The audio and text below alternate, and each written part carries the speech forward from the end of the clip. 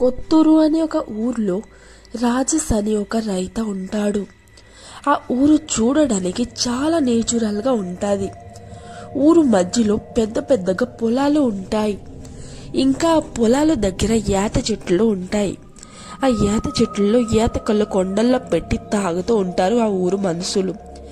రాజేష్ అని ఒక రైత రోజు పొలంకి వెళ్ళి రైతు పని చేస్తూ ఉంటాడు. అలానే మధ్యాహ్నం పూట అతని భార్య సులేఖ భోజనం బాక్స్ పట్టుకొని పొలంకి వస్తుంది. రాజేష్ ఇంకా సులేఖ ఇద్దరు కలిసి భోజనం చేస్తారు.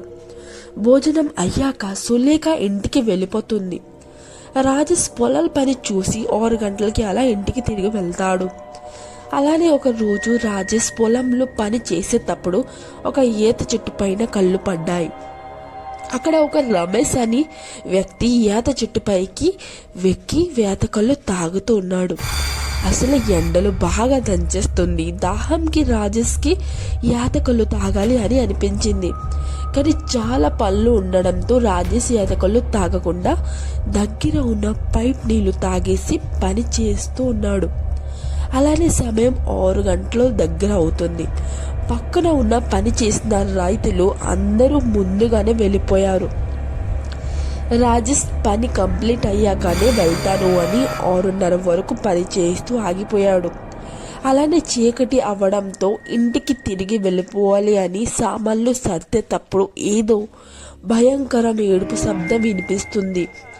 అప్పుడు రాజేష్ అటు ఇటు చూస్తూ మనసులో ఇలా అనుకుంటాడు, ఈ సమయంలో ఇక్కడికి ఏ అమ్మాయి వచ్చినట్టు ఆ ముందుకి అడుగులు వేస్తాడు. కానీ ఆ ఏడుపు శబ్దం అప్పుడే ఆగిపోతుంది. రాజేష్ ఏం ఆలోచించకుండా ఇంటికి బయలుదేరుతాడు. కానీ వాడు మైండ్లో పొలంలో వినిపించిన ఏడుపు శబ్దం గురించి ఆలోచిస్తూ ఉంటాడు. అప్పుడు అతని భార్య రాజేష్ మౌనంగా ఉండడం చూసి ఏమైంది అండి ఇలా ఉన్నారు అని ప్రశ్నిస్తుంది. అప్పుడు రాజేష్ ఏం కాదు, ఆకలిగా ఉంది, అన్నం పెట్టు అని చెప్తాడు. సరేనండి అని సులేఖ డిన్నర్ పెడుతుంది. మళ్ళీ తెల్లవారయ్యాక రాజేష్ పొలంకి వెళ్తాడు. నిన్న జరిగిన గురించి తలుచుకోకుండా వెళ్ళి పనిచేస్తూ ఉంటాడు. ఈరోజు అలానే సాయంకాలం 6 అయిపోతుంది. అలానే అందరూ వెళ్ళిపోయిన తర్వాత రాజేష్ ఒంటరిగా ఆగిపోతాడు. అతను ఇంటికి వెళ్ళిపోతాను అనేటప్పుడు మళ్ళీ ఏడుపు శబ్దం గట్టిగా వినిపిస్తుంది. ఈసారి రాజేష్కి కొంచెం మనసులో భయం కలుగుతుంది. అప్పుడే రాజేష్ ముందుకి వెళ్ళి చూడకుండా ఇంటికి పెరిగెడతాడు. ఇంటికి వెళ్ళి వాళ్ళ భార్యకి అక్కడ జరిగిన గురించి చెప్పాడు. అప్పుడు సులేఖ అంటుంది, అంతవరకు మీరు ఒంటరిగా ఎందుకు ఉంటున్నారు? అసలే రోజులు బాగాలేదు, రేపటి నుంచి త్వరగా వచ్చేసేయండి ఇలా అనేసి రాత్రి పడుకుంటారు. మధ్యలో 1 గంటప్పుడు సులేఖకి మేలుకో వస్తుంది. అప్పుడు సులేఖ లెగిసి దగ్గర ఉన్న కంచంలో ఉన్న నీళ్లు తాగుతుంది.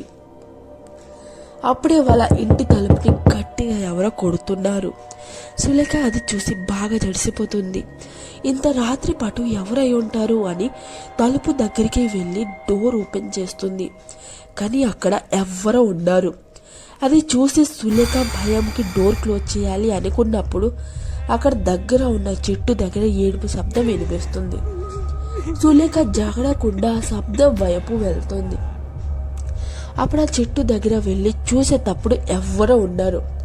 ఎవరు ఉండకపోవడం చూసి ఇంటికి తిరిగి వెళ్ళిపోవాలి అనుకున్నప్పుడు ఆ చెట్టు పై నుంచి భయంకరమైన పిశాచి సులేఖ పైకి వస్తుంది.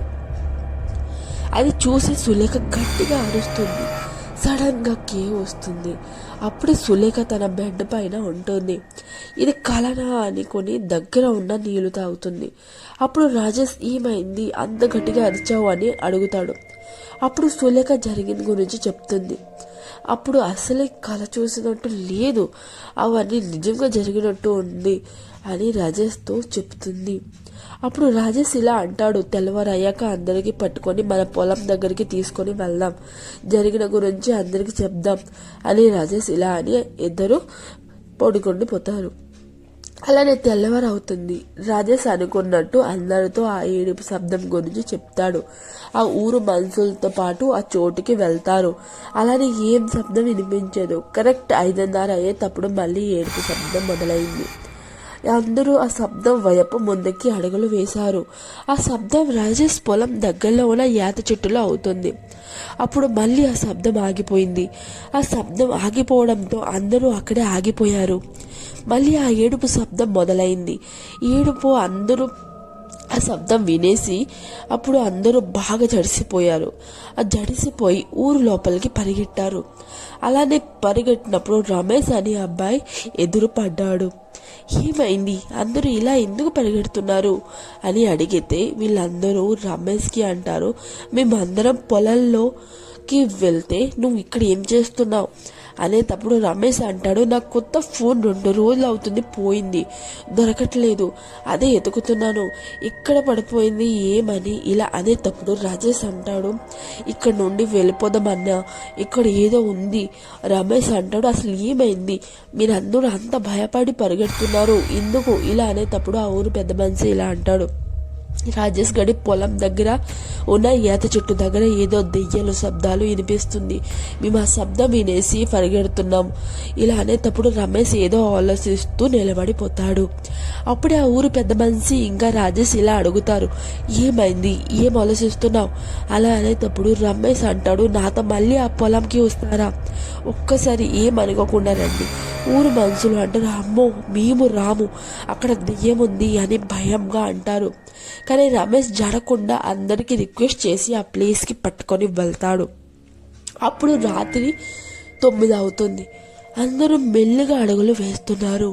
రమేష్ ఆ ఈత చెట్టు దగ్గరికి వెళ్ళి రాజేష్కి అంటాడు, నేను ఆ చెట్టు పైకి ఇప్పుడు ఎక్కాలి అనుకుంటున్నాను అని తన చేతిలో ఉన్న అగ్గిమంటని రాజేష్కి ఇచ్చి పైకి ఎక్కుతాడు.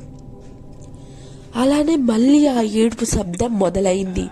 కొంతమంది అయితే జడిసి వెళ్ళిపోయారు, కొంతమంది ధైర్యంగా నిలబడి రమేష్ని చూస్తున్నారు. అప్పుడే రమేష్ ఆ ఏత కళ్ళు దగ్గరికి వెళ్ళి చూసేటప్పుడు అక్కడ ఒక ఫోన్ ఉంది. ఆ భయంకరమైన శబ్దం ఆ ఫోన్ నుండి వస్తుంది. పోయిన ఫోన్ ఆ చేతి పైన ఉండడం చూసి రమేష్ చాలా సంతోషించాడు. కిందకి వచ్చేసి ఆ ఫోన్ని అందరికి చూపించాడు.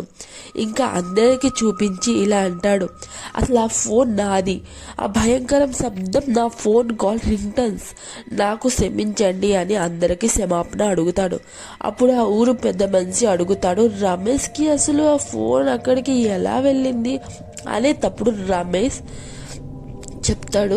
రాజేష్ మధ్యలో ఇలా అంటాడు, నేను పొలంలో పని చేసేటప్పుడు రమేష్ యాతకలు తాగడానికి పైకి వెక్కాడు, అప్పుడే ఆ ఫోన్ మర్చిపోయి ఉంటాడు అనుకుంటున్నా అని రాజేష్ అంటాడు.